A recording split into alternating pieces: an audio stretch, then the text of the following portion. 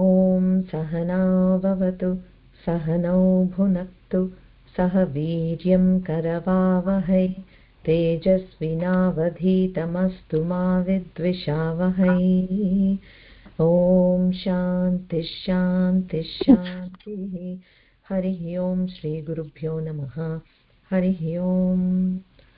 శ్రీమాత్రే నమః.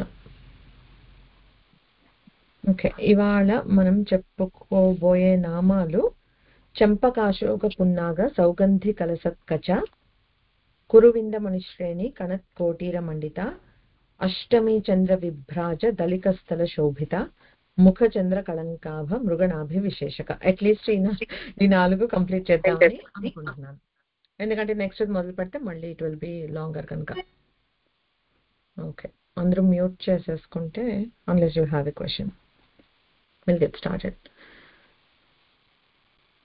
సో మనం లాస్ట్ టైం నిజారుణ ప్రభాపూర మజ్జత్ బ్రహ్మాండ మండల వరకు చెప్పుకున్నాం. సో ఇప్పుడు చెప్పుకోబోయే నామం చంపక అశోక పున్నాగ సౌగంధిక లసత్కచ. అవి బ్రేక్ చేసుకుంటే మనకు అలా వస్తుంది.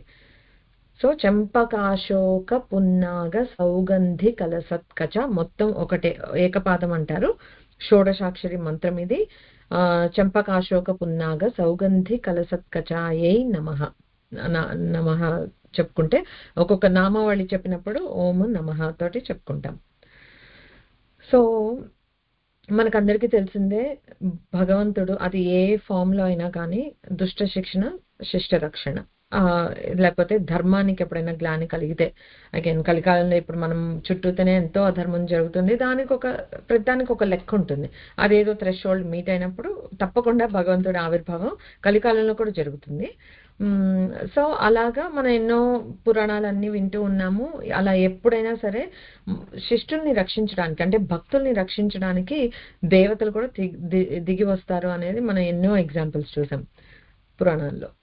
సో అలా వచ్చినప్పుడు ఒక ఆకారంతో వస్తారు. సో ఫర్ ఎగ్జాంపుల్ విష్ణుమూర్తి దశావతారాలు తీసుకున్నారు అని అంటే ముందు లేరు, ఇప్పుడే ఈ కొత్తగా ఈ ఆకారంతో స్టార్ట్ అయింది అని కాదు. ఆ విష్ణు తేజస్సు అనేది ఆ పరమాత్మగా ఎప్పుడూ అక్కడే ఉంటుంది. ఆ అంశతోటి, ఆ విభూతితోటి, అది అందుకే ఇది 100% లైక్ ఫర్ ఎవర్ ఉండిపోయే అవతారం కూడా కాదు, మళ్ళీ అవతార పరిసమాప్తి అయిపోతుంది. ఎందుకంటే ఈ విభూతి అంశం వెళ్ళి పరమాత్మలో మళ్ళీ కలిసిపోతుంది, అవసరానికి దిగి వస్తుంది. ఆ అవసరానికి ఏ ఫామ్ లో రావాలి అనేది మన అసురులు కోరుకునే రకరకాల చెక్ లిస్ట్కి బట్టి దేవుడు ఆ అవతారం తీసుకుంటూ ఉంటారు.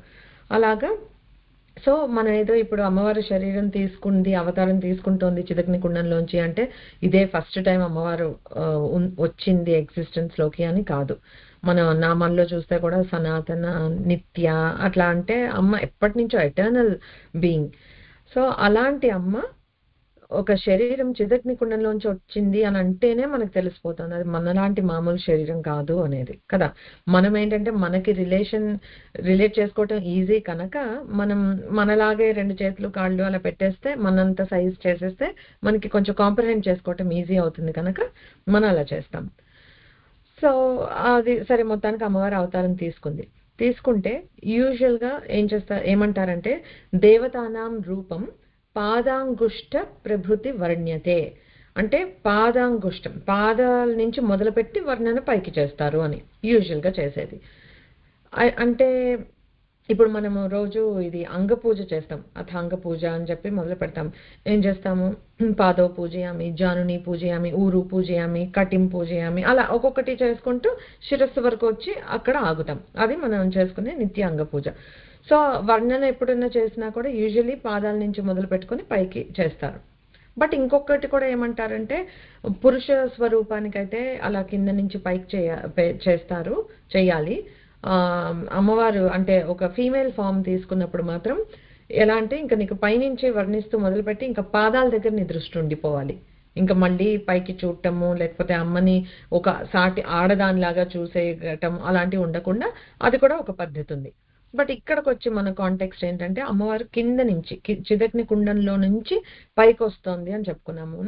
ఆ పైకి వచ్చేటప్పుడు మనకి ఫస్ట్ ఎలా కనిపించింది అనుకున్నాము, ఒక జ్యోతి రూపంలో కనిపించింది. ఆ తర్వాత చతురస్రాకారంలో చేతులు 4 భుజాలు కనిపించాయి. నెక్స్ట్ ఇప్పుడు మనం తల దగ్గరికి వచ్చాం. అది ఈ నామంలో చెప్పుకుంటున్నది. సేమ్ థింగ్ మనకి దుర్గా సప్తశతిలో కూడా సిమిలర్ ఆవిర్భావం అమ్మవారిది. అక్కడ ఏం చెప్తారంటే, అతీవ తేజసః కూటం జ్వలంతమివ పర్వతం దదృశుస్తే సురాస్తత్ర జ్వాలా వ్యాప్త దిగంతరం. అక్కడ కూడా చెప్పింది అంతే. ఏంటి ఆ జ్వలంతమివ పర్వతం, పర్వతం లాగా ఇంత పెద్ద అగ్ని జ్వాలలాగా కనిపించింది అమ్మవారు. ఆ జ్వాల ఎలా ఉందంటే జ్వాల వ్యాప్త దిగంతరం, దిగంతరాలకి వ్యాప్తించి అంత ప్రకాశవంతమైన జ్యోతి పుంజం లాగానే అమ్మవారు గోచరించింది అప్పుడు కూడా. సో నెక్స్ట్ అందులోనే అతులం తత్ర తత్తేజ సర్వదేవ శరీరజం ఏకస్తం తద భూన్నారి వ్యాప్త లోకత్రయం త్విషా. తర్వాత ఇంకో చోట మళ్ళీ వస్తుంది, కిరీటం వచ్చినప్పుడు చెప్తాను. బట్ అక్కడ ఏం చెప్తున్నారంటే ఇలా సర్వదేవ శరీరజం, ఇప్పుడు ఎలా అయితే మనం మాట్లాడుకున్నాం చిదగ్నికుండంలోకి దేవతలందరూ ఆహుతి అయిపోతే వాళ్ళ శక్తిని అంతా అమ్మవారికి అర్పించేస్తే అప్పుడు అమ్మవారు వచ్చింది అని. అంటే ఏంటి, వీళ్ళ శక్తిని తీసుకుంటే అమ్మవారికి శక్తి వచ్చేది కాదు.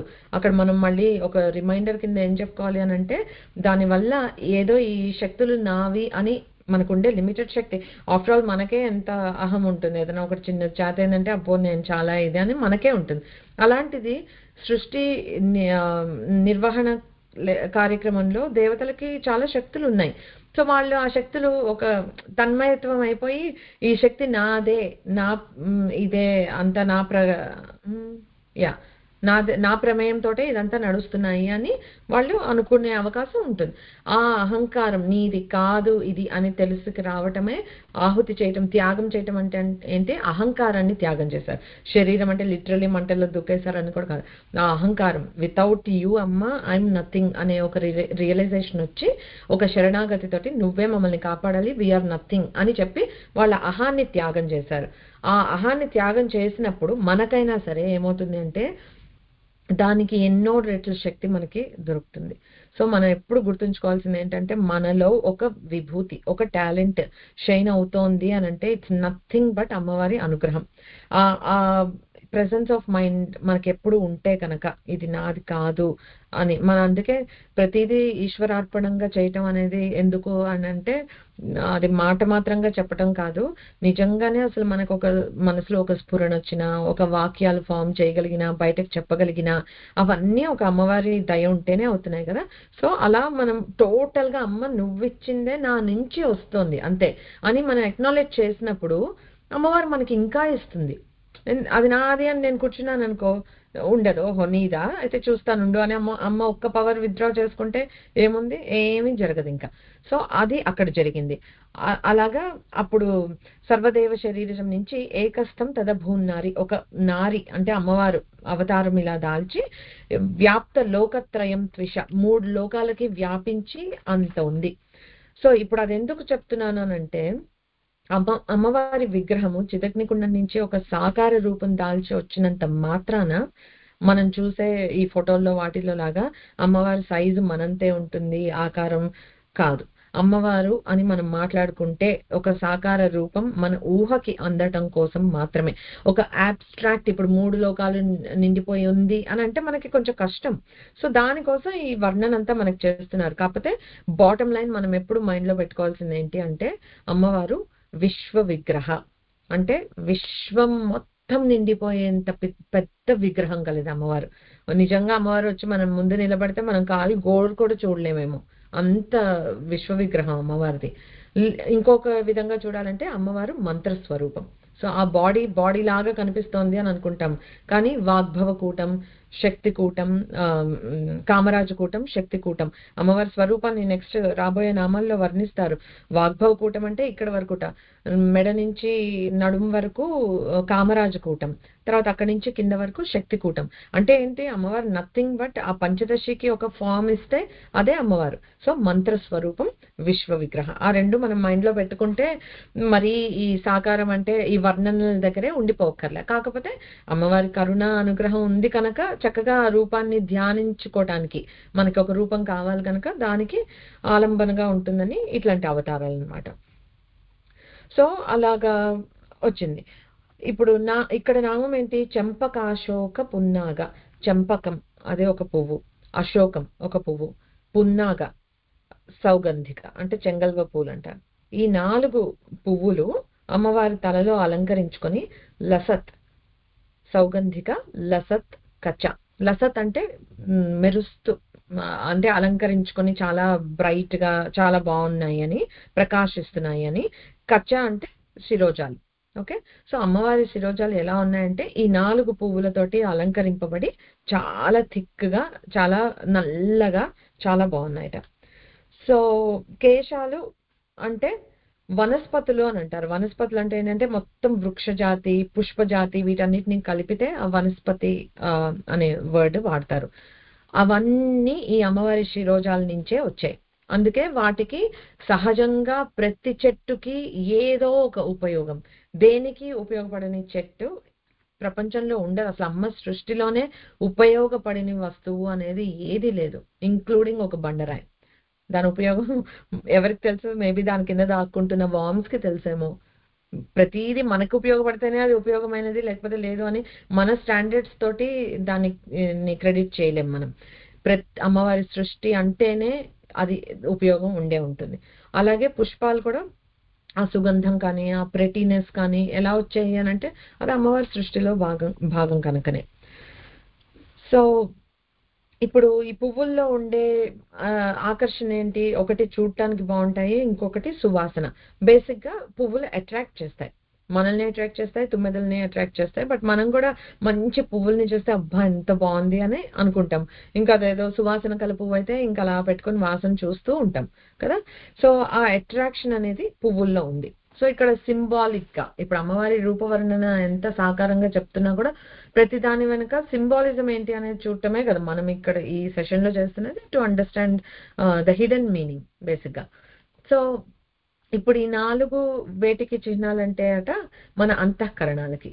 సో మనోబుద్ధి చిత్త అహంకారాలు ఈ 4 అమ్మవారి తలలో ఉన్నాయంటే మళ్ళీ కేశాలకి ఏమని చెప్పుకున్నాం మనం? చీకటి, అజ్ఞానం, మృత్యువు వాటికి సింబాలిక్ జుట్టు అనేది. ఓకే, సో ఆ జుట్టులో మనని అజ్ఞానంలో పడి కొట్టుముట్టాడేటట్లు చేసేవి ఏంటి? మన అంతఃకరణాలే. వాటి వల్లనే మనం అలా స్టక్ అయి ఉన్నాం. సో వాటిని అమ్మ అది సింబాలిక్ గా డెపిక్టెడ్ ఇన్ దట్. సో ఇప్పుడు అమ్మవారి ఇవి పిక్చర్స్ మనం చూస్తూ ఉంటాము చాలా చోట్ల జుట్టు విరబోసుకున్నట్లే చాలా ఫొటోస్ లో అలాగే ఉంటుంది కదా. కానీ కొన్ని కొన్ని వర్ణనలు ఉన్నాయి. ఇప్పుడు సీతమ్మ వారు అయితే చక్కగా ఇంత పెద్ద జడ వేసుకునేది అని చెప్పేవాళ్ళు. ఇంకా అమ్మవారి లలిత అమ్మవారి వర్ణంలో కూడా కబరీ బంధం అని చెప్తారు. అంటే జుట్టు ముడి పెట్టుకుని ఉంటుంది అమ్మవారు. ఆ ముడే ఇంత పెద్దగా ఉంటుంది. అంటే ఊహించుకోండి, ఇంకా విశ్వ విగ్రహాన్ని మనం ఒకళ్ళు చెప్తున్నాము అని అంటే ఎట్లా ఉంటుందో. సో ఆ కబరీ బంధం ఎప్పుడైనా సరే అమ్మవారి ధ్యానానికి కూర్చుంటాం కదా. ఇప్పుడు ఈ నామం ప్రతి నామము ఒక నామం తీసుకుంటే దానితో మనం తరించిపోవచ్చు. అది మనం బాటమ్ లైన్. ఇప్పుడు ఇవన్నీ చెప్పుకుంటున్నాం, సహస్రనామాలు కరెక్టే. ఒక్క నామం తోటి మనం కంప్లీట్ బిలీఫ్ తోటి కూర్చుని దాన్నే మనం ధ్యానం చేస్తూ ఉంటే ఆ ఒక్క నామం తోటి కూడా తరించగలుగుతాం. అలా ఎవ్రీ నామం తోటి అలాగే ఉంటుంది. సో మరి ఇక్కడ పువ్వులు పెట్టుకుంది అనే దాని నుంచి ఏంటి అని అంటే అలా మనం ధ్యానం చేసేటప్పుడు అమ్మవారి కబరీ బంధాన్ని అంటే చక్కగా అమ్మవారి ఇంత పెద్ద ముడి పెట్టుకుని పువ్వులన్నిటినీ అలంకరించుకుని అలా ఉన్న రూపాన్ని కనుక మనం ధ్యానం చేయగలిగితే, నిజంగా ధ్యానంలో అమ్మవారి ఇది రాగలిగితేట ఆ కబరీ బంధం అంటే ముడి వేసినది మన కర్మ బంధాలని తెంచేస్తుందిట. అంటే ఇప్పుడు జుట్టు అనేది అజ్ఞానానికి, మృత్యువుకి, వాటన్నిటికీ సింబాలిక్ అని చెప్పుకున్నాం కదా. సో ఇక్కడ ఏమవుతుంది అంటే అమ్మవారు మనకు ఆ జ్ఞానాన్ని ప్రసాదిస్తుంది, మన కర్మబంధాల నుంచి మనల్ని విడిపించి జన్మ మృత్యు పరంపర నుంచి మనల్ని బయటపడేస్తుంది. సో అంత ఇది ఇవ్వగలుగుతుంది. చూస్తే పైనుంచి ఒక జస్ట్ మనం ఈ పువ్వులు పెట్టుకుంది అని అమ్మవారు మీనింగ్ చదువుకొని మనం వెళ్ళిపోవచ్చు. లిటరల్ మీనింగ్ అదే. కాకపోతే వెనకాతలు ఉన్న మీనింగ్ ఏంటి అని అంటే ఇంతుందన్నమాట. సో అది ఆ ధ్యానం చేయడానికి మనం ప్రయత్నించాలి. ఈ నామం చదువుకొని ఇలా చెంపకాశోక పున్నాగ సౌగంధి కలసత్కచాయై నమః అని అనుకున్నప్పుడు మనకి ధ్యానంలోకి ఏం రావాలంటే అమ్మవారు అలా ముడి పెట్టుకొని కూర్చునుంది, ఈ పువ్వులన్నిటితోటి అలంకరింపబడింది అని. ఇంకొకటి ఏంటంటే ఇప్పుడు పువ్వులు ఉన్నాయి అని అనుకోండి, మనం ఎందుకు పెట్టుకుంటాం? పువ్వులు పెట్టుకున్నా లేకపోతే మంచి మంచి ఆయిల్స్ అవి రాసుకున్నా మంచి వాసన రావడానికి, మన తల నుంచి మంచి వాసన వస్తుంది, బాగుంటుంది. సో అందుకని మనం పువ్వులు పెట్టుకుంటాం. వాసన రాని పిచ్చి పూలు ఎవరు పెట్టుకోరు. సో సన్నజాజులో మల్లెపూలు ఏదో మంచి వాసనలు వచ్చేవి మనం పెట్టుకుంటాం. సో మనలాంటి వాళ్ళమందరము సువాసన కోసం పువ్వుల్ని పెట్టుకుంటాం. ఇక్కడ ఈ 4 పువ్వులు ఏంటంటేట వాటికి సువాసన కావాలి అని అమ్మవారి దగ్గరికి వెళ్ళి సహజంగా అమ్మవారి కేశాల్లో సహజంగా సుగంధం ఉంటుందిట. ఆ సుగంధాన్ని మాకు కొంచెమైనా అంటుతుందేమో అని ఆశపడి ఆ పువ్వులు అమ్మ దగ్గరికి చేరాయట. అది. సో దీనికి సౌందర్య లహరిలో ఈ రాబోయే కొన్ని నామాలకి సౌందర్య లహరిలో ఆర్ వేర్ పాసిబుల్ మనం ఈ కనెక్షన్స్ కూడా చూద్దాం. చిన్న చిన్న శ్లోకాలే కానీ అందులో ఇప్పుడు ఆదిశంకరాచార్యులు సౌందర్య లహరి రచించారు కదా.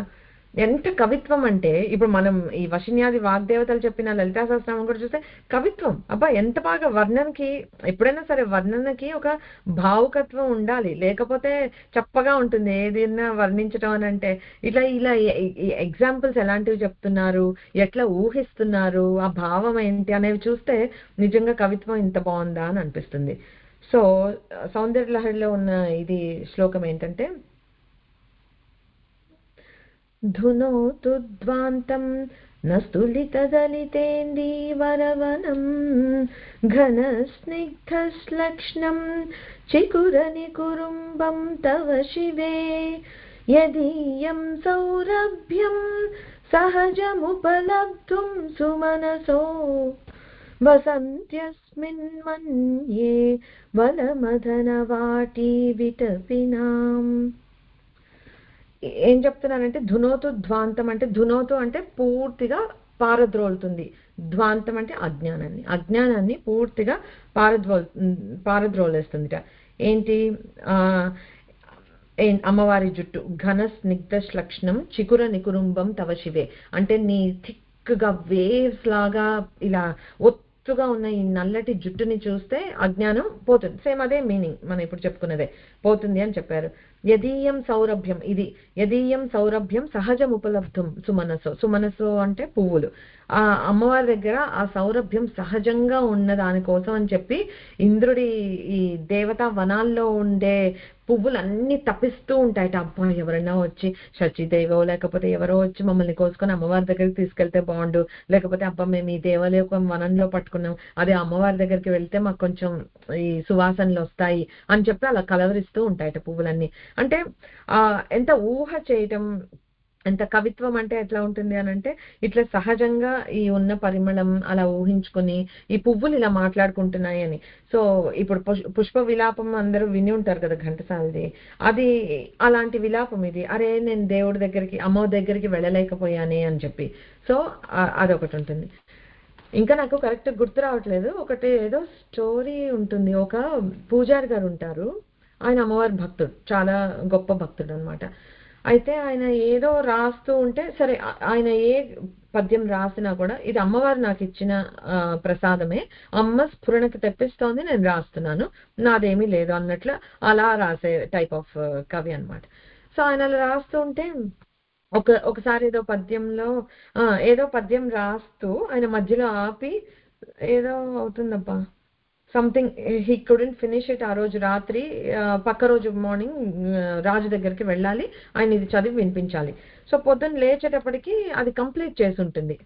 ఆయన ఎక్కడో ఒక స్ట్రక్ అయిపోతారనమాట. మన పోతన గారు భాగవతం రాస్తూ స్ట్రక్ అయిపోతే రాముడు వచ్చి రాసినట్లుగా ఈయనకు కూడా ఒక పద్యం రాస్తూ ఎంతకీ అక్కడ ఇలానే ఏదో అమ్మవారి కురుల గురించి రాస్తూ ఆగిపోయాడు. అంటే నేను ఎప్పుడు వెళ్ళలేదు, నేను చూడలేదు, నేను అనుభవానికి రాలేదు, ఏం రాయగలను అని చెప్పేసి పాపం అక్కడ ఊహ అక్కడితో ఆగిపోయిందని చెప్పేసి ఆపేశారు. కల్పించి రాసేయలేము కదా, ఏదో కల్పిత క్యారెక్టర్ అయితే అలా రాసేయచ్చు, అమ్మవారి గురించి అలా రాయడానికి మనసొప్పక ఆగిపోయారు. పొద్దున్న లేచి చూస్తే అది కంప్లీట్ చేస్తుంది. కంప్లీట్ చేస్తుంటే ఏదో అమ్మవారి దయా అని అనుకున్నారు, వెళ్ళిపోయారు. వెళ్ళిపోయి రాజు దగ్గర చదివితే అందులో ఏముంది, ఇట్లా అమ్మవారి ఇదేంటి జుట్టు నుంచి వచ్చే వాసన ఎంత బాగుంటుంది అట్లాగా అని చెప్పి అది రాసుంటే రాజుగారు అడిగారు, నీకు ఎలా తెలుసు, ఎట్లా ప్రూవ్ చేయగలుగుతావు, నీ ఇష్టానికి ఏదో రాసావు, సేమ్ థింగ్ ఈయన భయపడినట్టుగానే ఆయన ఛాలెంజ్ చేశారు.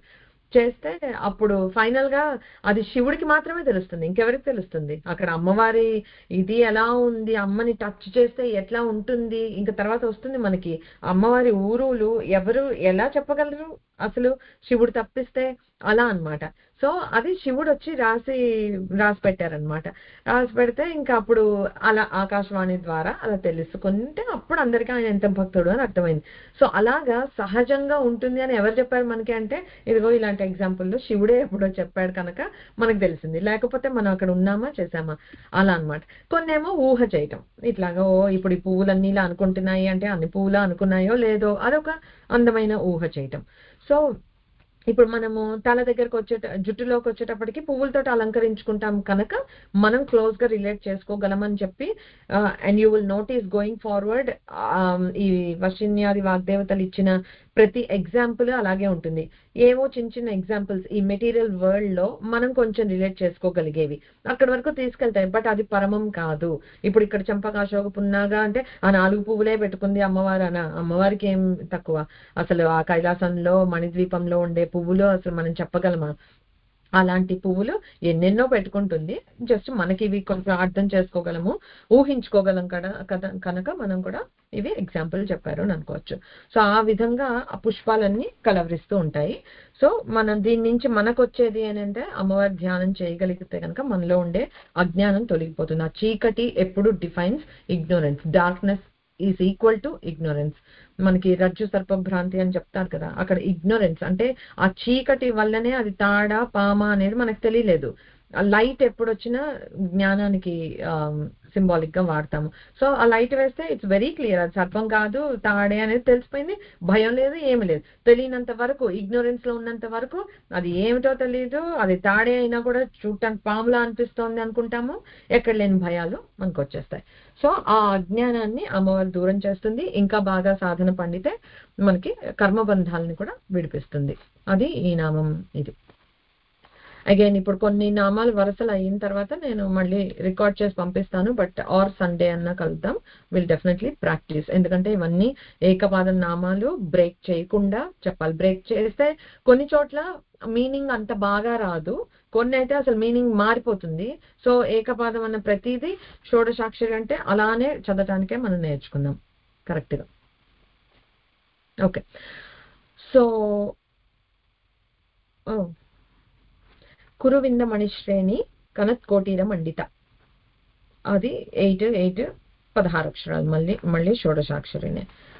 సో కురువింద మణులు అంటే పద్మరాగమణి అంటే రూబీస్.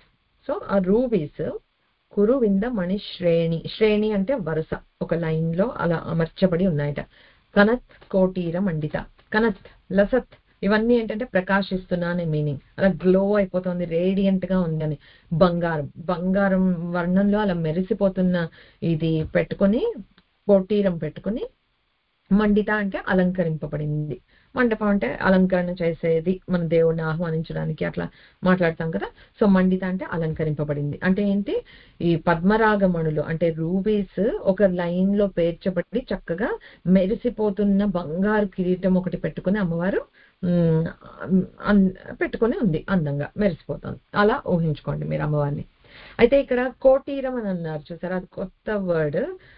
కోటీరం అంటే దాని డిజైన్ ఎలా ఉంటుందంటే అట, మన ఇప్పుడు పువ్వులు జుట్టు అవి ఇంకా కొంచెం కనిపిస్తుంటాయి, మొత్తం హెల్మెట్ లాగా ఇలా కప్పేసినట్లుగా ఉండేది. కిరీటం అంటే మగవాళ్ళు పెట్టుకునేది, వాళ్ళ జుట్టు మొత్తం కవర్ అయ్యేది ఉంటుందిట. అమ్మవారు పెట్టుకునేది కోటీరం, దాని డిజైన్ కొంచెం డిఫరెంట్ గా ఉంటుందిట. దాంతో పక్క నుంచి చక్క ఇలా జుట్టు కనిపిస్తే ఇలా ఊడ్ చేసినట్లుగా కాకుండా మంచిగా జుట్టు కనిపిస్తూ నీట్ గా అందంగా ఉంటుంది. సో సంథింగ్ లైక్ ఇప్పుడు మనకి బ్యూటీ కాంటెస్ట్ లో పెడుతూ ఉంటారు కదా, ఏది చెరిగిపోకుండా చక్క నీట్ గా ఉండేటట్లు, మేబీ కొంచెం సిమిలర్ గా అలాంటిదేమో. సో ఆడవాళ్ళు పెట్టుకునేదాన్ని కోటీరం అని అంటారట. కిరీటం అందాం, రెండింటిని, మకుటమో లేకపోతే కోటీరమో, కిరీటం అందాం. ఆ కిరీటం అనేది ఎప్పుడు పెట్టుకున్నామంటే అది ఒక రాజలాంఛనం. అందరూ పెట్టుకోరు కదా కిరీటాలు, అందరూ పెట్టుకోరు. స్పెషలీ ఇప్పుడైతే we moved away from that. కానీ రాజుల కాలం ఉన్నప్పుడు కూడా రాజులు కిరీటాలు పెట్టుకునేవాళ్ళు, యువరాజులు కిరీటాలు పెట్టుకునేవాళ్ళు, రాణులు పెట్టుకునేవాళ్ళు. అందరివి డిఫరెంట్ డిఫరెంట్. మీకు గుర్తుంటే పాత సినిమాల్లో మనం చూస్తే ఎంత పెద్ద రాజు అయితే అంత పెద్ద కిరీటం, కొంచెం తక్కువ లెవెల్ ఉండేదాన్ని బట్టి కిరీటం సైజులు కూడా అలా everybody has a designated design. And ఇది ఆ కిరీటం వాళ్లే పెట్టుకుంటారు. కిరీటాన్ని బట్టి ఆ తల ఎవరిదో చెప్పొచ్చు, ఆ టైప్ లో అనమాట.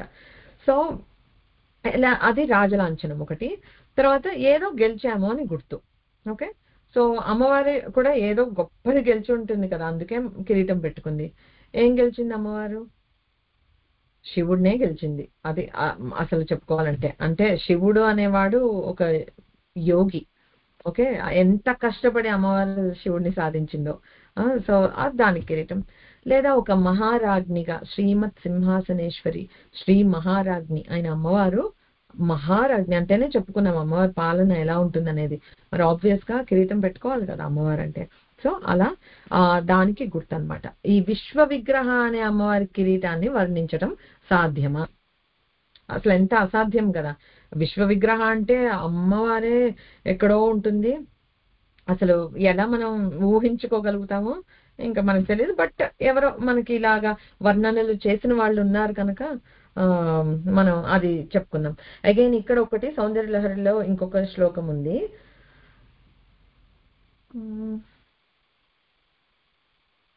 ఇది నాకు ట్యూన్లు సరిగ్గా గుర్తుండట్లేదు, బట్ ఐ విల్ ట్రై. గతైర్మాణిక్యత్వం గగనమణిభిః సాంద్రఘటితం కిరీటం తే హైమం హిమగిరిసుతే కీర్తయతి యః సనీరేయఛాయా చురణశబలం చంద్రశకలం ధనుషౌనాసీరం కిమితి న నిబధ్నాతి ధిషణాం. అంటే ఇక్కడ ఏం చెప్తున్నారు? అగైన్ మళ్ళీ ఐఎమ్ ట్రైంగ్ టు రిలేట్. అక్కడ కూడా కిరీటం గురించి చెప్పారు ఆదిశంకరాచార్యులు. ఏమని చెప్పారు? గతైర్మాణిక్యత్వం గగనమణిభి సాంద్ర ఘటితం. అంటే గగనమణులు అని అంటే ఆయన ఏం చెప్తున్నారు? ఇప్పుడు ఇక్కడ మనకి కురువింద మణుల శ్రేణి అని చెప్పేశారు వాగ్దేవతలు. అది ఎలా ఊహిస్తున్నారు ఆదిశంకర్లు అంటే, ద్వాదశాదిత్యులట, ఎర్రగా మండుతున్న ద్వాదశాదిత్యులు 12 జెమ్స్ స్టడెడ్ ఉన్న కిరీటాన్ని అమ్మవారు పెట్టుకుందట. ఆ ద్వాదశాదిత్యులు పేర్లు తలుచుకుంటే మంచిది కనుక ఒక్కసారి చెప్తా. ధాత, ఆర్యముడు, మిత్రుడు, వరుణుడు, ఇంద్రుడు, వివస్వంతుడు, అంశుమంతుడు, త్వష్ట, విష్ణువు, భగుడు, పూషుడు, క్రతువు. ఒక్కొక్క మంత్ లో సూర్యుడు ఒక్కొక్కలా ఉంటాడు. ఒక్కొక్క సంక్రమణంతో మారుతూ ఉంటాడు కదా. మనకి ఎంత సైన్స్, అసలు ఎంత లాజిక్ ఉంది అని అంటే అది మనకి తెలియక మనం చెప్పలేం, మాట్లాడలేం. కానీ సూర్యుడి పూజ వీళ్ళందరికీ ఒకటే సన్ అని అంటారు. మనం ఆ ఒకే సన్నుకి ఎన్ని పేర్లు పెట్టుకుంటున్నాము. సూర్య నమస్కారాలు చేస్తాం, ఆదిత్య హృదయంలో చదువుతాం. ఒక్కొక్క క్వాలిటీ, ఒక్కొక్క టైంలో, ఒక్కొక్క అవర్ ఆఫ్ ద డేలో ఎట్లా ఉంటాడు సూర్యుడు, మారుతూనే ఉన్నాడు కదా, కాన్స్టెంట్లీ చేంజింగ్. అది it could be because of us moving, మన విజన్ నుంచే, మన పాయింట్ ఆఫ్ వ్యూ నుంచే కావచ్చు. కానీ ప్రతి చేంజ్ ని ఐడెంటిఫై చేసి ఆ కిరణాల తీక్ష్ణతని బట్టి, లేకపోతే ఆ కిరణాల వల్ల మనకు వచ్చే ఉపయోగాన్ని బట్టి కానీ ఇన్ని నామాలు. సో మనకి ఏదో నామాలంటే ఏదో రాసేశారు కాదు. ఇప్పుడు ఎలా అయితే లలితా సహస్రనామంలో ప్రతి నామానికి అర్థాలు తాత్వికంగా చెప్పుకుంటున్నామో, ప్రతి దేవతా రూప సహస్రనామాలకి అంతే. Everything has a meaning. మన పేరుకి మనం మీన్ అవుతామో లేదో తెలియదు. శిరీష అన్న పేరు పెడితే అదేదో మంచి సుకుమారమైన పుష్పం, అంత సుకుమారంగా నేనేం లేను ఇప్పుడు. సో నా పేరు క్వాలిటీ రిలేట్ కాకపోవచ్చు, మిస్ మ్యాచ్ ఉండొచ్చు. చిన్నప్పుడు అలా అనిపించింది పెట్టారు, పెద్దాకే మనం ఇంకోలా ఉన్నాం. అమ్మవారికి లేకపోతే దేవత నామాలు ఎప్పుడు అలా కాదు. వాళ్ళ క్వాలిటీస్, వాళ్ళ లీలలు, వాళ్ళ గుణాలు ఇవన్నీ కంపల్సరీగా రిఫ్లెక్ట్ చేసే నామాలు అనమాట. సో అలాగా ఈ ద్వాదశాదిత్యులు. సో ఇక్కడ శంకరాచార్యులు ఊహ ఎలా ఉంది అని అంటే, ఈ 12 మంది సూర్యులు మణుల్లాగా కిరీటం పైన ఇది ఉంటే అట, ఆ బ్రైట్నెస్ ఎంత ఇదిగా వచ్చేసి ఆ బంగారు కిరీటం మీద పడి ఆ రిఫ్లెక్షన్ వచ్చేసి అది చంద్రుడి లాగా కనిపిస్తుంది. అమ్మవారి చంద్రుడిని కూడా అలంకరించుకుంటుంది కదా, ఆ చంద్రుడి లాగా. చురణ శబలం చంద్ర శకలం, ఆ రిఫ్లెక్షన్ అంతా వచ్చేసి ఆ చంద్ర శకలం లాగా అయిపోయిందిట. అప్పుడు అది ధనుష్ శౌనాశీరం అని అంటే ఇంద్రధనుస్సు. సో ఒక రెయిన్బో లాగా క్రియేట్ అయ్యి ఆ మెరుపులు ఆ బంగారం అవన్నీ కలిసి ఒక ఇల్యూషన్ లాగా ఫామ్ అవుతుంది కదా, అలా ఫామ్ అయింది అది చంద్రుడు అని చెప్పి. సో అసలు అంటే అదంతా జస్ట్ అలా మనం ఊహ అనుకోవడానికి కూడా లేదు. అమ్మవారి విశ్వ విగ్రహం అన్నప్పుడు అమ్మవారి నుంచే అన్ని వచ్చినప్పుడు ద్వాదశాదిత్యులు కిరీటంలో ఎందుకు ఉండవు? ఉండొచ్చు, నిజమే కూడా కావచ్చు కదా, ఊహే కాకపోవచ్చు. బట్ చెప్తున్న అంత కవిత్వం అంతల్లా ఇదే నామాన్ని చూడు ఇంకొకలాగా ఊహించి చెప్పారు శంకరులు. మళ్ళీ మనం ఏ మూక పంచశతికో ఆర్యాద్విశతికో వెళ్తే మళ్ళీ దూర్వాసులు మనకి మూక కవులు ఇంకా ఇంకో విధంగా వర్ణించుంటారు. సో అవి కూడా తెలుసుకుందాం. అది it's for ever never ending ఇది క్వెస్ట్ లాగా ఉండాలి తెలుసుకోవడానికి. బట్ అలా అన్నమాట. సో ఇంకొకటి దేవి సప్తశతిలో ఉంటుంది మళ్ళీ పాదాక్రాంత్యానత భువం కిరీటోల్ లిఖితాంబరం అనంటే ఇప్పుడు ఇందాక మనం వ్యాప్త లోకత్రయం త్విష అని చెప్పుకున్నాం కదా, అమ్మవారు అలా ముల్లోకాలు వ్యాపించింది అని. ఇక్కడ పాదాక్రాంత్యానత భువం అంటే అమ్మవారి పాదాలు పూర్తిగా భూమిని పూర్తిగా ఆక్రమించున్నాయట. ఓకే, కిరీటం అంబరాన్ని తాకి ఉందట. అసలు మనం అలాంటి విగ్రహాన్ని ఊహ చేయగలమా? చేయలేం కదా, విని దండం పెట్టుకోవడం అంతే. అది విశ్వ విగ్రహం అంటే అమ్మ పాదాలు భూమి మీద ఉంటే అంబరాలనంటి కిరీటం రాసుకుంటోందిట ఆ మేఘాలకి వాటికి అని. సో అంత ఇది పెద్ద విశ్వ విగ్రహ అమ్మవారు. సో ఈ కిరీట ధ్యానం వల్ల అగైన్ ఈ రెడ్ కలర్ అనేది మనకి ఎప్పుడు ప్రేమ అనురాగము అలాంటివన్నిటిని పవర్ స్ట్రెంగ్త్ వాటన్నిటికీ ఇండికేషన్ ఆ రెడ్ కలర్ అనేది. సో ఇప్పుడు ఈ కిరీట ధ్యానం వల్ల మనకి మనం మంగళకరంగా కోరుకునే కోరికలన్నీ తీరుతాయి, కోరికల్ని తీర్చే ఇది ఉందన్నమాట. అఫ్ కోర్స్ మహారాజ్ని కదా, ఏదన్నా గ్రాంట్ చేయగలుగుతుంది ఆ ఉద్దేశంతో. అలాంగ్ విత్ దట్ ఈ రెడ్ కలర్ ఈ రూబీ లేకపోతే ఈ కురువింద మణులు ఏవైతే ఉన్నాయో వాటి ధ్యానం వల్ల ఇట్లా అమ్మవారు ధరించింది అనే ధ్యానం వల్ల మనకి మన ఆలోచనలు మంగళకరంగా మారుతాయి, అదొకటి. రెండు, విష్ణుమూర్తి పట్ల కానీ అమ్మవారి పట్ల కానీ మనకి భక్తి పెరగటానికి కూడా ఈ ధ్యానం ఉపయోగపడుతుంది. కొన్నిసార్లు ఫస్ట్ మనం అక్కడ స్టార్ట్ చేయాలి. ఏం అడగాలి అని అంటే అనన్య భక్తిని నాకు ప్రసాదించు అని మనం అది దండం పెట్టుకోవాలి. ఏం కావాలంటే తవ పాదాంబుజ భక్తిమేవ దేహి, నాకు భక్తి నువ్వు చాలు, మిగతావన్నీ ఆటోమేటిక్ గా ఫాలో అయిపోతాయి. అమ్మవారి కరుణ ఎంతసేపు మామూలుగానే ఉంటుంది, మనం భక్తిగా అడిగితే కరుణ లేకుండా పోతుందా? లేదు కదా. సో అడగాల్సింది మనం ఎప్పుడంటే అనన్య భక్తి అంటే ఇంకొక నాకు పట్టదు, నాకు అంతా నువ్వే, నీ మీద చెదరకుండా ఉండే భక్తిని నాకు ఇవ్వు అని మనం దండం పెట్టుకోవాలి. సో అలా ఆ భక్తిని స్థిరపరచడానికి ప్లస్ మన మంగళకరమైన కోరికలని కూడా తీర్చడానికి కూడా ఉపయోగించుకోవచ్చు. సో మనం ఎన్ని నామాలు ఎంత తత్వం మాట్లాడుకున్నా ఎండ్ ఆఫ్ ద డే మనుషులమే, ఒక ప్రపంచంలో ఉన్నాము, మనకి కొన్ని కార్యాలు సిద్ధించాలి, కోరికలు తీరాలి, అలాంటివి కూడా ఉంటాయి కనుక బోత్ అమ్మవారు ఎప్పుడు రెండు ఇవ్వగలుగుతుంది. ఏమంటారంటే యూజువలీ శివుడిని పూజ చేస్తే నీకు అంటే యోగమే వస్తుంది, విష్ణు పూజ చేస్తే భోగం వస్తుంది అని, అమ్మవారి పూజ చేస్తే రెండు ఇస్తుందిట.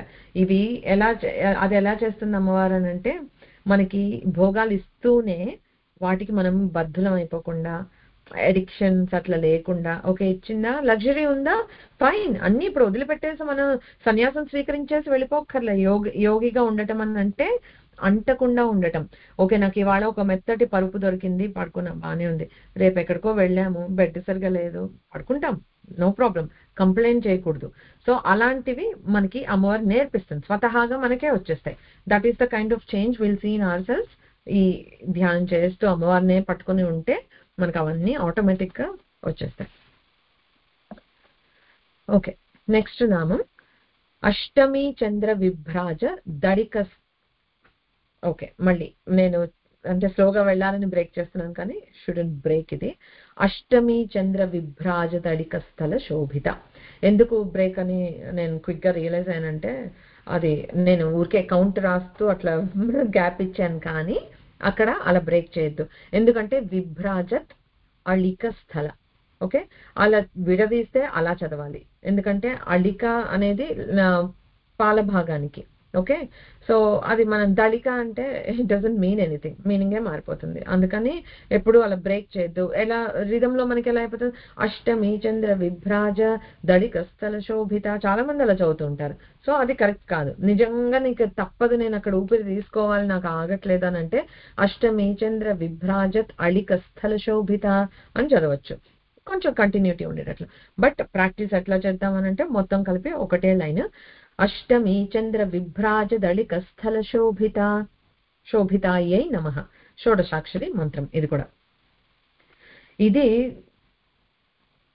చాలా అంటే ఇది కూడా మంచి ఇంట్రెస్టింగ్ థింగ్, ఏది కాదులేండి. కానీ ఇప్పుడు అమ్మవారిట అష్టమి చంద్ర విభ్రాజత్, అడిక స్థలం అంటే పాలభాగం. అంటే పాలభాగం అంటే ఈ పాటలో అమ్మవారు చంద్రుని పెట్టుకుంది, చంద్రశకలం అని ఇందాక చెప్పుకున్నాం కదా, ఆ చందమామని పెట్టుకుంటే అది అష్టమి నాటి చంద్రుడిలా ఉందట, క్లియర్గా చెప్పారు. అంటే నువ్వు మళ్ళీ ఇంకేదో చందమామ అని అనుకుంటావేమో, ఏ తిథి నాడు చందమామ ప్రతిరోజు మారుతూనే ఉంటాడు కనుక అష్టమి చంద్ర అని చెప్పేశారు. దాంట్లో కూడా శోభిత అంటే అలంకరించుకొని శోభాయమానంగా ఉంది అమ్మవారు అని. సో అష్టమి నాటి చంద్రుని వలె ప్రకాశిస్తున్న చంద్రుడిని పాలభాగం మీద ధరించి ఉన్న అమ్మవారు అని ఇక్కడ రూపధ్యానం. సో యూజువల్లీ మనం ఎవరైనా ఫేస్ అట్లా వర్ణించాలంటే చంద్రుడిలాగా ఉంది ముఖం అని అంటాం కదా, నిండు పున్నంలా ఉందంటే అష్టమి చంద్రుడిలాగా ఉంది, అలాగా స్పెసిఫిక్గా ఏం చెప్పం. బట్ ఇక్కడ వీఆర్ టాకింగ్ అబౌట్ ఈ నుదురు పాటు. ఇప్పుడు తల అయిపోయింది, జుట్టు అయిపోయింది, కిరీటం గురించి మాట్లాడుకున్నాము. ఇప్పుడు నెక్స్ట్ పాలభాగం గురించి చెప్తున్నారు. ఆ పాలభాగం గురించి చెప్పినప్పుడు అష్టమి చంద్రుడు అని అన్నాడు. ఓకే. సో ఈ అమ్మవారి ముఖాన్ని మాత్రం అమ్మవారిది కూడా చంద్రుడితోటే పోలిస్తారు. ఇప్పుడు పాలభాగం అంటే హాఫే ఉంది కనుక హాఫ్ మూన్ ఎప్పుడు ఉంటుంది, అష్టమి నాడు. సో మనము ట్రాక్ చేస్తే కనుక పాడ్యం నుంచి మొదలయ్యి అలా అలా అలా వెళ్తూ పౌర్ణమికి ఫుల్ మూన్ అవుతుంది, మళ్ళీ కళలు తగ్గుతూ తగ్గుతూ వచ్చి అమావాస్యకి నో మూన్ అవుతుంది, అలా అవుతుంది కదా. So moon is ever changing, ఒక్కొక్క రోజు దాన్ని బట్టే మనకి ఈ పక్షము తిథులు అవన్నీ వస్తున్నాయి. సో అష్టమి నాడు ఇలా వెళ్ళేటప్పుడు అలా వెళ్ళేటప్పుడు చంద్రుడు ఒకేలా ఉంటాడు. అఫ్ కోర్స్ ఇట్లా ఉల్టా పుల్టా అయి ఉంటాడు, బట్ అదే half circle. So exact measurement అక్కడ చేంజ్ ఉండదు. సో అందుకని అష్టమి చంద్ర విభ్రాజ అన్నారు. ఓకే. సో సో మనం ఏమనుకున్నామంటే ఈ షేప్ లో ఉంది కనుక maybe they are talking about కృష్ణపక్షం అని మనం అనుకోవచ్చు. ఓకే. ఇక్కడ ఏమి అష్టమి చంద్రుడు అన్నాడు కానీ ఏ పక్షం అని చెప్పలేదు, బట్ షేప్ ని బట్టి మనం అది కృష్ణపక్ష చంద్రుడిని ఉద్దేశించి అని ఉండొచ్చు అని అనుకున్నాం. సో ఇక్కడ చంద్రుడికి షోడశ కళలు ఉన్నాయి. ఓకే. అవి వాటిని నిత్యా దేవతలు అంటారు, నిత్యా కళలు అని అంటారు. ప్రతి కళకి ఒక దేవత ఉంది. మీలో ఎవరైనా ఖడ్గమాల చదివిన వాళ్ళు ఉంటే కనుక you should be familiar with the names, but I will still review the names once, ఎందుకంటే వింటే కూడా మనకి చాలా పుణ్యం. తెలుసుకోండి, ప్రతి చంద్రుడిలో ఇవాళ ఒక కళ ఉంది, ఇంత ఉన్నాడు పాఠ్యం నాడు చంద్రుడు, దానికి ఒక పేరు, ఆ కళ నిత్యా దేవతకి ఒక పేరు. సో అలాగా 15 తిథులు మనకి కదా, ఆ 15 కళలు ఉన్నాయి. ఆ షోడశ కళ అంటే ఏంటి, 16వది. ఆ 16వది ఏంటి అంటే నిత్యా కళ, అది అమ్మవారి పూర్తి కళ అన్నమాట. అది ఎప్పుడు తరగదు. ఓకే. అది అందుకే మనం ఇప్పుడు దేవుడిని పూజ చేస్తే ఇది ఉంది కదా మనకి, షోడశ కళానిధికి షోడశోపచారములు, అలా అలా అలా ఎలా ఎందుకు దేవుడిని అంటాము అంటే ఎప్పటికీ తరగని కళ దేవుడి పరమాత్మ దగ్గరే ఉంటుంది. దాని నుంచి వచ్చిన కళల వల్ల ప్రకాశిస్తున్న వివిధ దేవతలు అవి ఉన్నాయి. సో ఆ కళలు ఏంటి అని అంటే ఖడ్గమాలు చదివితే తెలుస్తుంది. కామేశ్వరి, భగమాలిని, నిత్యక్లిన్న, భేరుండ, వన్హివాసిని, మహావజ్రేశ్వరి, శివదూతి, త్వరిత. ఇది అష్టమి నాడు త్వరిత. నవమి కులసుందరి, దశమి నిత్య, ఏకాదశి నీలపతాక, ద్వాదశి విజయ, త్రయోదశి సర్వమంగళ, చతుర్దశి జ్వాలామాలిని, పౌర్ణమి అమావాస్య రెండిటికి చిత్ర అంటారు, కొన్ని చోట్ల విచిత్ర కూడా ఉన్నట్లుంది. బట్ సో ఈ దేవతలు సేమ్ మళ్ళీ మనకి పౌర్ణమి తర్వాత మళ్ళీ కృష్ణపక్షంలో పాడ్యం నుంచి మొదలు పెడితే కింద నుంచి మొదలవుతుంది, పాడ్యం నాడు చిత్ర అవుతుంది. అలా చూసారా, ఇది కాంబినేషన్ మారుతోంది. బట్ పైనుంచి కిందకి వెళ్ళినా కింద నుంచి పైకి వెళ్తున్నా అష్టమి నాడు ఉండే తిథి దేవత మాత్రం త్వరితాదేవి. ఓకే, అది మారట్లేదు. సో ఈ అసలు ఎప్పుడు అంటే నిత్యంగా నిత్య నూతనంగా ఉండి పూర్ణంగా ఉండే అమ్మవారి కళ చిత్కళ. చిత్కళ, లలితా కళ, శ్రీకళ, సంవిత్ కళ అలా రకరకాల పేర్లున్నాయి. బట్ ఆ కళ అమ్మవారిదనమాట. అందుకే అమ్మవారిని షోడశి అంటారు. ఎందుకంటే ఈ 16 కళలు ఎప్పుడు అమ్మవే కనుక. సో అట్లా పెరుగుతూ తరుగుతూ ఉన్న దాంట్లో అష్టమి నాడుకు వచ్చేటప్పటికి ఒకటే ఉంది. సో అది మనకి సింబాలిక్ గా మనకి ఏం చెప్తుంది అని అంటే లైఫ్ లో మనకు కూడా అప్స్ అండ్ డౌన్స్ ఉంటాయి. Not every day is going to be the same. ఇవాళ చాలా హ్యాపీగా ఉండొచ్చు, గుడ్ న్యూస్ వచ్చి ఉండొచ్చు, రేపు ఇంకేదో జరగచ్చు, will be upset about something. అన్ని మామూలే, అందరం చూసేదే కదా, నథింగ్ న్యూ. అలా ఉన్నా కూడా చెదరకుండా మనం ఉండగలగాలి. సో అమ్మవారిని ఈ నామంతో ఇప్పుడు మనం ఫర్ ఎగ్జాంపుల్ హ్యాపీగా ఉన్నాం అనుకో, మన నుదురు ఇలా ఉంటుంది. ఏదైనా చిరాకు వచ్చినా, క్వశ్చన్ ఉన్నా, డౌట్ ఉన్నా, భయం వేసినా ఇలా బ్రుకురటి ముడిలాగా ఇలా నుదురు చిట్లిస్తాం మనం. ఏంటి అని ఇట్లా ఒకటి ఇది వచ్చేస్తుంది. అమ్మవారికి అలా ఎప్పుడు ఉండొచ్చు. అమ్మవారి నుదురు చిట్లించి అనేది ఎప్పుడు ఉండొచ్చు. చక్కగా నవ్వుతున్నప్పుడు, ప్రశాంతంగా ఉన్నప్పుడు మన నుదురు ఎలా అయితే విప్పారి ఉంటుందో, అందుకని అష్టమి నాటి చంద్రుడు చక్కగా ఫుల్ గా ఆ షేప్ ఫుల్ గా చక్కగా విప్పారి ఉన్న నుదురు. సో అలాగా మనం ఏదొచ్చినా నుదుటి ద్వారానే వ్యక్తం చేస్తుంటాం. సో అమ్మవారు ఏంటి, నిర్వికార స్వరూపిణి. ఓకే, సో వికారాలు ఏం లేవు, ఏదన్నా జరుగుతూ ఉండని అమ్మవారు చలించదు. సో మనం కూడా దీని నుంచి నేర్చుకోవాల్సింది ఏంటి అంటే, ఈ చంద్రుడి కళల్లాగే మనకి అప్స్ అండ్ డౌన్స్ ఉంటూ ఉంటాయి లైఫ్ లో. But we have to be నిర్వికారం. ఇవాళ ఉప్పొంగిపోయి రేపు ఏదో డిప్రెస్ అయిపోయి అట్లా అయిపోతే ఇంకా మనం అసలు అమ్మవారి కాళ్ళు పట్టుకున్నాము, అమ్మ భక్తులము అని అనుకోవడానికి అర్హులమే కాదు మనం. ఏదొచ్చినా గట్టిగా తట్టుకుని నిలబడాలి. అమ్మ నాతో ఉంది, మేరీ పాస్ మాహే అని అంటారు కదా, అలాగా అమ్మ ఉంది, ఆ ధైర్యం మనకు ఉండాలి. షీల్ టేక్ కేర్ ఆఫ్ మీ. నీట ముంచినా పాల ముంచినా నీదే భారం అమ్మ అని అంటే అది తూచా తప్పకుండా, అంటే మనసా వాచా కర్మణ మనం భావించాలి. ఏదో మాట మాత్రానికి అనేస్తాం కానీ కష్టం వచ్చిందంటే చిన్నాళ్ళు పూజ చేశాను, అసలు అమ్మవారు నన్ను పట్టించుకోవట్లేదు, ఇంకా నేను నమ్మను. ఎవరికి నష్టం? దేవుళ్ళని అందరూ ఇలా అంటారు, నాకేదో ఇది కాలేదు, నా కష్టంలో కనిపించలేదు, సో నేను ఇంకా నమ్మను అని అంటే మనకే నష్టం. నమ్మితే పూర్తిగా నమ్మాలి. నమ్మాలి, లేకపోతే మనం నమ్మను, నాస్తికుల కిందే లెక్క. అప్పుడప్పుడు నమ్ముతాము, నేను అనుకున్నదైతే నమ్ముతాము అని అంటే మనం భక్తులం కాదు. ఓకే, సో మన ఈ భావంతో అమ్మవారిని ధ్యానం చేస్తే మనకు కూడా సమభావం, స్థిత ప్రజ్ఞత వస్తాయి. ఓకే, సో సమభావం అనేది it's not easy to practice.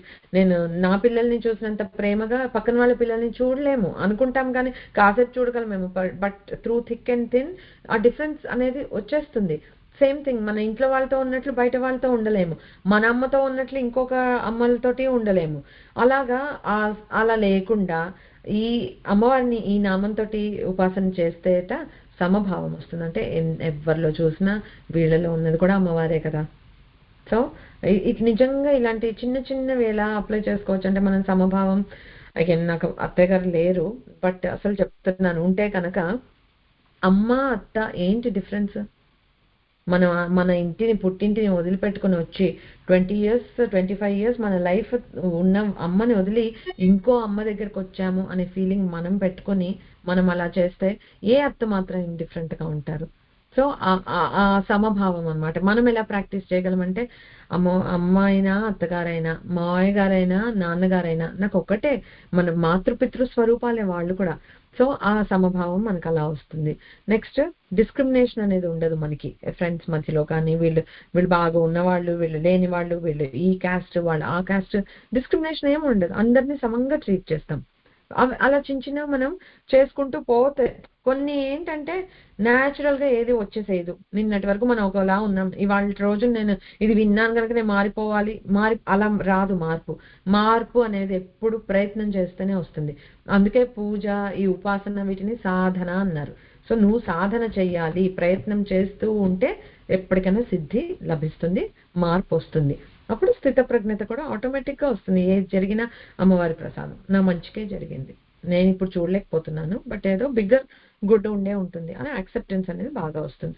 So ఆ రెండు వస్తాయి మనకి.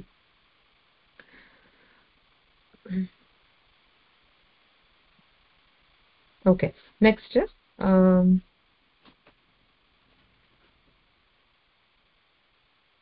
ఇంకా ఇది చెప్పానా చెప్పలేదా? ఓ లలాటం లావణ్య జ్యుతి విమలమాభాతి తవ యత్ ద్వితీయం తన్మన్యే మకుటఘటితం చంద్రశకలం విపర్యాసన్యాసాత్ ఉభయమపి సంభూయ చ మిథః సుధాలేపస్యూతిః పరిణమతిరాకాహిమకరా. సో ఇదే ఏం చెప్తుందంటే లలాటం లావణ్య ద్యుతి విమల మాభాతి తవయత్ అంటే ఇప్పుడు విమలంగా అంటే అమ్మవారి ఇది లలాటం ఎంత ఇది లావణ్యంగా ఉంది. లలాటం అంటే మన పాద భాగం, ఇది సేమ్ సిమిలర్ ఇవే. సో ఏం చెప్తున్నారంటే ఇక్కడ అగైన్ ఆదిశంకరాచార్యుల గారి ఇది ఊహ ఎలా ఉంది అని అంటే ఆయన ఏమంటున్నారట, ఒక స్టెప్ నెక్స్ట్ ఇక్కడ ఇది ఆల్రెడీ మన అష్టమి చంద్ర అంటే ఇది కృష్ణపక్షమేమో అని అనుకుని ఆ ఊహకి అక్కడ వరకు తీసుకున్నాం కదా. ఇక్కడ ఇంకా ఏం చేస్తున్నా అంటే ఓ కిరీటం మీద మాకు ఇంకా కనిపించట్లేదు, పైన ఇంకో చంద్రశకలం ఉంది కదా, మేబీ లేకపోతే కిరీటం కింద ఇంకోటి ఉందేమో, దీన్ని విపర్యాస్ న్యాసాత్ అంటే దాన్ని రివర్స్ చేసి ఇలా పెడితే కనుక పూర్ణ చంద్రబింబం లాగా తయారవుతున్నావమ్మా అని చెప్పి ఆయన ఊహ అలా ఉంది. అంటే ఇలా అర్ధచంద్రంతో ఆగిపోవద్దు, అష్టమి చంద్రుడితో ఆగిపోవద్దు, మనకి కనిపించని ఇంకొక పార్ట్ ఉంది. సో ఆ లలాటాన్ని ఇలా తిప్పి దాన్ని ఇలా పెట్టి మొత్తానికి చేసి రాకా హిమకర అంటే పున్నమి నాటి పూర్ణ చంద్రుడి లాగా వికసిస్తోంది అమ్మవారి ఇది అని చెప్పి అది చెప్తున్నారు. అగైన్ అదంతా ఏంటంటే అమ్మ మనకిచ్చే ఒక చనువు. చక్కగా చేసుకో, ఊహ చేసుకో, హాయిగా ఆనందించు, నీ కవిత్వం చెప్పుకో, అన్ని అమ్మవారు ఇచ్చే ఇదే అన్నమాట మనకి. సో అలా మనకి ఆదిశంకర్లు అలా ఊహించారు. అండ్ ఇంకొకటి ఏంటంటే పాల భాగం విశాలంగా ఉండటం అనేది ఇప్పుడు అంటే కొంతమందికి నుదురు చాలా చిన్నగా ఉంటుంది, కొంతమందికి విశాలంగా ఉంటుంది. అలా కూడా సాముద్రిక లక్షణాలు అని చెప్తారు కదా, పద్మిని జాతి స్త్రీలకి ఇట్లా ఉంటుంది అట్లా ఉంటుంది. అలా దాంట్లో ఆ సాముద్రిక లక్షణాల్లో పాల భాగం విశాలంగా అర్ధచంద్రాకారంలో ఉండటం ఉత్తమంగా ఉంటుంది అని చెప్పారు. అఫ్ కోర్స్ అమ్మవారికి అన్నా, సో అమ్మవారికి అలా ఉంది, అది కూడా ఒకటి. ఓకే, నెక్స్ట్ది వచ్చి ముఖ చంద్ర కళంకాభ మృగనాభి విశేషక. అగైన్ మళ్ళీ షోడశాక్షరి బ్రేక్ చేయకుండా ముఖ చంద్ర కళంకాభ మృగనాభి విశేషకాయై నమః నామంగా చెప్పుకుంటే ఎంత చంద్రుడితోటి రిఫరెన్స్ చూసారా. అలాగా ఇట్ గోస్ ఆన్, నామాలు వస్తున్న కొద్దీ మనం చూస్తాం ఇంకా ఎన్ని చోట్ల అమ్మవారిని శరత్ చంద్రవదన అని అంటాము. అలా చాలా రిఫరెన్సెస్ ఉంటాయి చంద్రుడితోటి. చంద్రుడు is one of the prominent అమ్మవారి భక్తులు ఉపాసకుల్లో. ఎందుకంటే మనకు వస్తుంది మను విద్య, చంద్ర విద్య. అక్కడ అంటే మను అనే వాడు పూజ చేస్తున్న ఉపాసన చెప్పుకోదగ్గదైంది. అలాగే చంద్రుడు కూడా అమ్మవారిని చాలా బాగా ఉపాసన చేశాడట. సో అవన్నీ అక్కడికి వచ్చినప్పుడు తెలుసుకున్నాము. బట్ అంత చంద్రుడితోటి ఎన్ని రిఫరెన్సెస్ చూడండి. ఎందుకు అనంటే ఇందాక మనం మాట్లాడుకున్నాం చంద్రుడు లాగా మనకి లైఫ్ లో అప్స్ అండ్ డౌన్స్ ఉంటాయి అని. అదొక్కటే కాదు, ఇంకొకటి ఏంటంటే చంద్రుడు చంద్రమా మనసో జాతః అంటారు కదా, చంద్రుడు మన మనసుని కంట్రోల్ చేస్తాడు. అందుకే ఎవరికైనా ఫుల్ చంద్రుడిని చూసి బాధపడే వాళ్ళు ఎవరు ఉండరు, అందరూ ఆనందపడతారు. చంటి పిల్లలు దగ్గర నుంచి మనం కూడా అబ్బా ఎంత బాగుంది చందమామ అని అనుకుంటాం. అదే ఒకటి పౌర్ణమి దగ్గరకు వచ్చేటప్పటికి సీలో టైడ్స్ అన్ని అంటే గ్రావిటేషనల్ ఫోర్స్ ప్లే అవుతోంది, అంటే direct influence on the world. ఈ విశ్వంలో ఆ చంద్రుడు అలా కంట్రోల్ చేస్తున్నాడు. అంతేకాకుండా మన మనస్సును ఎట్లా కంట్రోల్ చేస్తాడంటే ఇప్పుడు అందుకే చూడు, కొంత ఎవరైనా ఇప్పుడు కొంచెం మెంటలీ ఛాలెంజ్డ్ గా ఉండేవాళ్ళు పౌర్ణమి అమావాస్య దగ్గరకు వస్తూ ఉంటే కొంచెం విపరీతంగా బిహేవ్ చేస్తారు అని అంటారు. ఎందుకు అనంటే చంద్రుడు అంత మన మెంటల్ స్టేట్ మీద అంతల్లా ఇన్ఫ్లుయెన్స్ చేస్తాడు. సో ఎవరికైనా నిజంగా అలా డిప్రెషన్ అలా అనిపిస్తోంది అనుకోండి, all we need to do is ఈ పౌర్ణమి నాడు చక్క చంద్రుడిని చూసి ధ్యానం చేస్తూ చంద్రుడిలో అమ్మవారిని ధ్యానం చేసుకుంటూ లలిత సహస్రనామం చదివి ఆ పాలను వాళ్ళకి తాగిపించటము, అలా నివేదన చేసింది అలాంటివి చేస్తే ఇది ఉంటుంది. స్పెషల్లీ శరత్ చంద్రవదన, శరత్ జ్యోత్స్న అలా అంటారు. ఆ శరత్కాలం చంద్రుడికి ఆ ఇది ఉంది. సో ఆ పూర్ణ చంద్రుడు ఎవరైనా ఎవరో అక్కర్లేదు, దానికి ఏదో ఛాలెంజ్డ్ పీపుల్ కూడా అక్కర్లేదు. మనకేం మనసు ఎప్పుడైనా ఏదైనా సరిగా things are not happening well, కొంచెం డిప్రెస్గా అనిపించినప్పుడు మనం కూడా అలా చేయొచ్చు. చంద్రుడిని ధ్యానించి తీసుకుంటే చంద్రుడు కంట్రోల్ చేస్తారు. ఆ లూనార్ ఆ కంట్రోల్ ఉంది కనుకే లూనటిక్స్ అంటారు. మన ఇప్పుడు ఎవరైనా మెంటల్లీ ఇదిగా ఉండేవాళ్ళు లూనటిక్స్. ఆ వర్డ్ ఎక్కడి నుంచి వచ్చింది? మన మన దీని నుంచి డిరైవ్, అంటే మనం చెప్పిన ఈ శాస్త్రంలో చంద్రుడు ఎలా అయితే ఇదిగా ఉన్నాడో దానినే వాళ్ళు తీసుకుని అప్లై చేసుకున్నారు. చంద్రుడి వల్ల వస్తుంది అనేది వెస్ట్ కూడా ఆ విధంగా లూనటిక్స్ అని టర్మ్ చేసి వాళ్ళు కూడా అగ్రి అయ్యారు దాని మీద. Okay, so going back to ముఖచంద్ర కళంకాభ మృగనాభి విశేషక. ఇక్కడ ఇవే మళ్ళీ ప్రొనౌన్సియేషన్స్ మళ్ళీ చెప్తాను సండే, కానీ ఇక్కడ విశేషక అని వస్తుంది. సో అది చెప్పుకున్నాం. ఓకే, ముఖచంద్ర కళంకాభ అంటే కళంక అంటే మచ్చ, కళంకం ఉంటుంది, చంద్రుడికో మచ్చ అని అంటాం కదా, అలాగా అది కళంకం. ఆభ అంటే అదొక అలంకరణ లాగా ఉందట, మెరుస్తోందిట అమ్మవారి మీద. ఏంటి? మృగనాభి విశేషక. మృగనాభి విశేషక అంటే ఎవరు మ్యూట్ చేసుకోవాలి. మృగనాభి అంటే కస్తూరి, కస్తూరి తిలకం పెట్టుకొని ఉందట అమ్మవారు. ఓకే, సో చంద్రుడి వల్లే ఉన్న ముఖం మీద అమ్మవారు కస్తూరి తిలకాన్ని పెట్టుకొని ఉందిట. ఆ కస్తూరి తిలకం పెట్టుకున్న అమ్మవారి పూర్ణ చంద్రబింబంలా ఉన్న ముఖం ఎలా ఉంది అంటే చంద్రుడి మీద ఓ మచ్చున్నట్టు అమ్మవారి మీద ఆ కస్తూరి తిలకం ఒక మచ్చలాగా కనిపిస్తోందిట, ఇంకా అందంగా ఉండేటట్లు చేస్తోందిట. అది ఈ మాటకి మీనింగ్. మనము ధ్యాన శ్లోకాల్లో చదువుకున్నాం కదా, సకుంకుమ విలేపనం అళిక చుంబి కస్తూరికాం. అళిక పాల భాగంలో కస్తూరి పెట్టుకుంది అని. అలాగా ఇంకా మనకు తెలుసు కస్తూరి తిలకం లలాట ఫలకే కృష్ణుడి వర్ణంలో ఉంది, అవునా? వక్షస్థలే కౌస్తుభం. అలా కస్తూరి తిలకంకి ఆ ప్రామినెన్స్ ఉంది. అంటే అమ్మవారు అయ్యవారు పెట్టుకున్నారు అని అంటే కస్తూరి అంటే అది. కస్తూరి అని అంటే ఏంటి? మన ఈ మస్క్ టీర్ ఉంటుంది కదా, దాని నాభి దగ్గర ఉంటుంది ఆ మంచి సువాసన భరితమైన ఇది, అంటే అంత మంగళకరమైనది. అది పెట్టుకుంటున్నట్ట అమ్మవారు కుంకుమ కింద. అయితే ఇందాక మనము ఇది చెప్పుకున్నాం కదా, అమ్మవారు ఈ సప్తశతిలో ఏకస్తం తదభూన్నారి వ్యాప్త లోకత్రయం త్విష. తర్వాత లైన్ ఏంటంటే అక్కడ యదభూచ్ఛాంభవం తేజ స్తేనా జాయత తన్ముఖం యామ్యేన చ భవన్ కేశ బాహవో విష్ణు తేజస. అంటే ఏం చెప్తున్నారు? ముఖం అంతా అమ్మవారిదిట శాంభవ తేజస్సుతో వెలిగిపోతుందిట. అప్పుడు ఆ మంటల నుంచి వచ్చిన అమ్మవారు ఎలా ఉంది అంటే ముఖము శాంభవ అంటే శంభు తేజస్సుతో వెలిగిపోతోందిట. తర్వాత యామ్యేన చ భవన్ కేశ. ఇందాక మనం చెప్పుకున్నాం కదా, కేశాలు అంటే మృత్యువుకి కూడా ప్రతిరూపమని.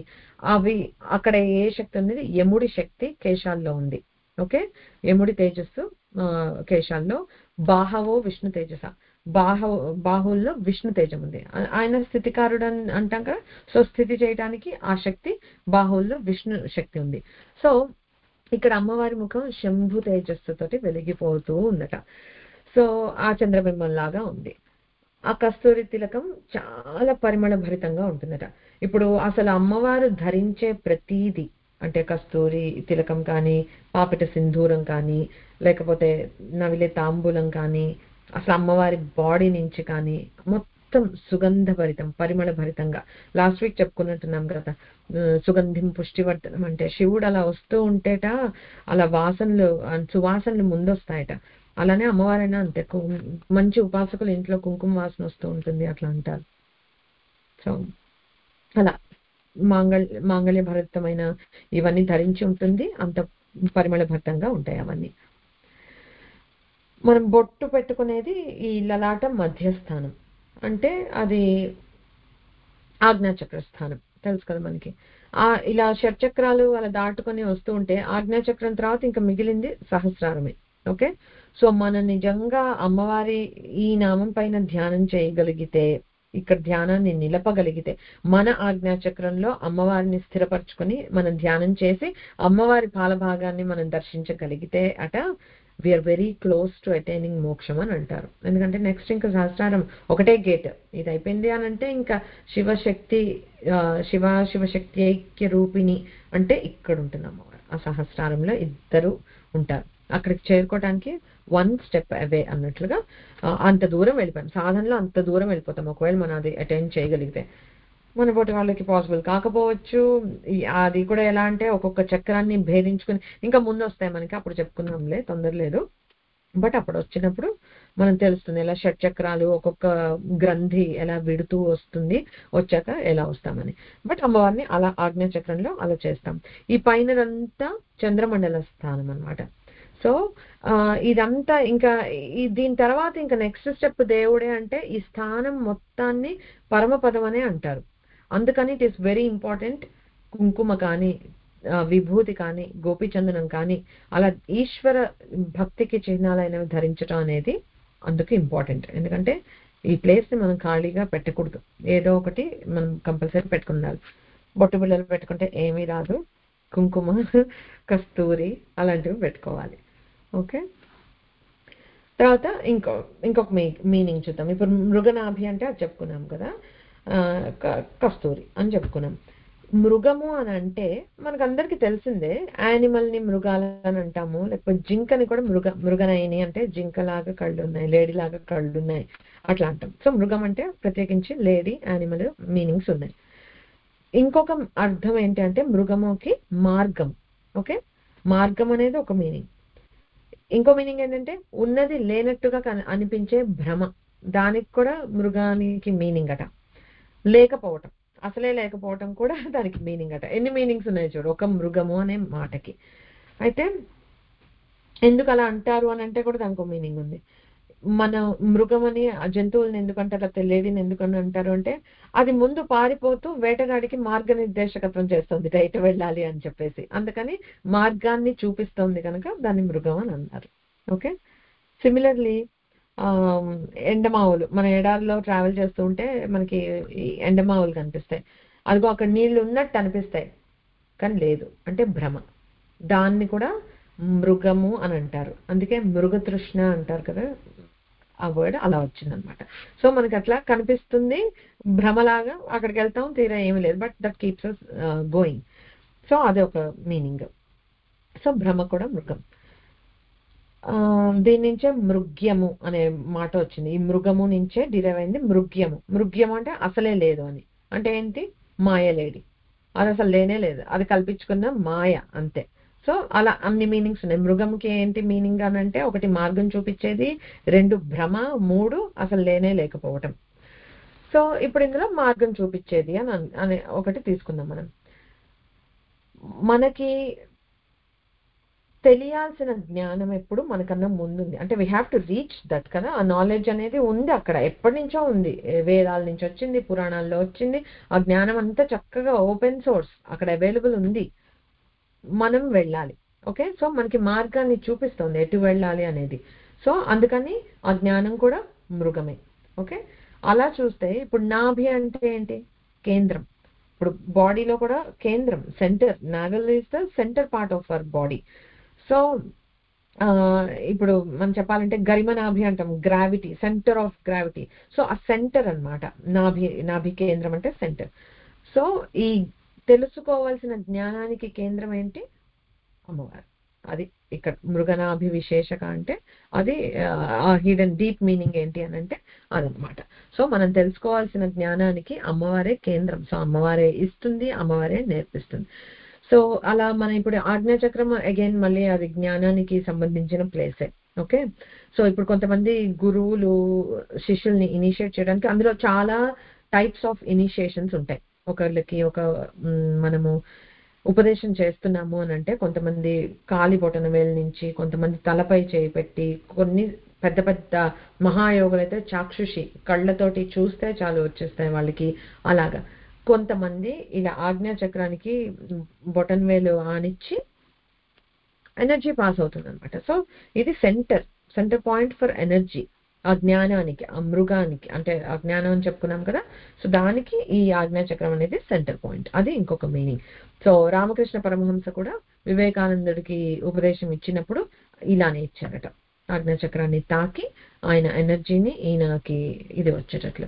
అది ఎంత పెద్ద గొప్ప గురువో ఎంత గొప్ప శిష్యుడో మనకి ఎవరికి తెలియంది కాదు. సో అలా అన్నమాట.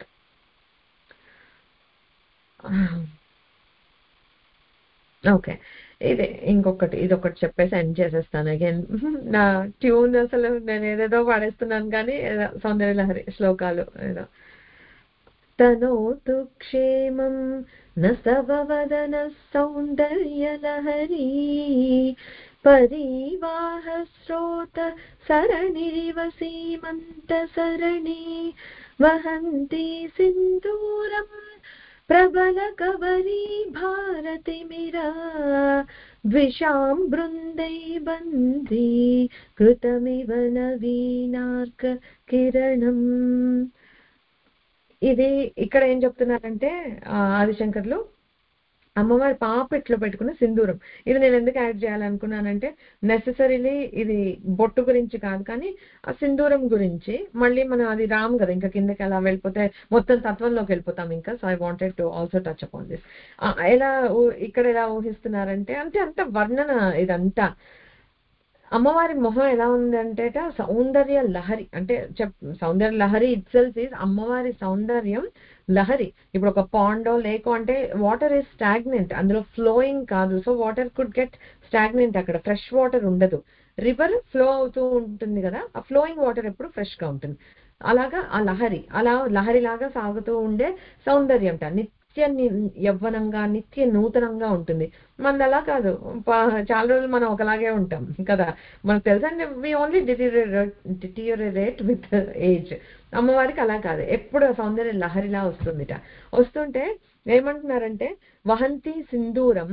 ఎలా పాపిట్లో అమ్మవారు పెట్టుకుని ఉంది కదా, ఇది శంకరాచార్యుల ఊహ ఎలా ఉంది అని అంటే అమ్మవారు పాపిట తీసుకుని థిక్గా నల్లగా ఉన్న జుట్టు ఇలా దూకుంటా. సో పాపిటి తీసుకుంది, అదొకటి ఇంపార్టెంట్. సో ఆ పాపిటి తీసుకున్నప్పుడు ఎలా ఉందట, ఈ చుట్టూతా అంతా నల్లగా ఏదో ఎనిమీస్ అందరూ వచ్చేసి ఇచ్చేసేసి, ఇక్కడ ఎర్రటి సింధూరం ఏమో సూర్యుడు లాగా మెరిసిపోతూ ఈ చీకట్లను పారద్రోలడానికి వచ్చిన సూర్యుడు లాగా ఉందట. ఇవంతా ఏదో ఇలా కమ్ముకొచ్చిన చీకట్ల లాగా ఇటువైపు అంతా ఉందట. ఈ మధ్యలో తెల్లగా ఉంటుంది కదా పాపిడి, దానికి ఏమని ఊహించారనంటే అమ్మవారి ముఖంలో ఈ సౌందర్య లహరి లాగా వచ్చేస్తూ ఇది షోర్ కదా, ఇదంతా ఇదనుకుంటే ఇక్కడి నుంచి అమ్మవారి ఇది తెరలుగా వెళ్తూ ఇక్కడ ఒక సరణి లాగా సాగుతోందిట, ప్రవాహం లాగా వాటర్ సాగుతోంది, అందుకని అక్కడ తెల్లగా ఉందట.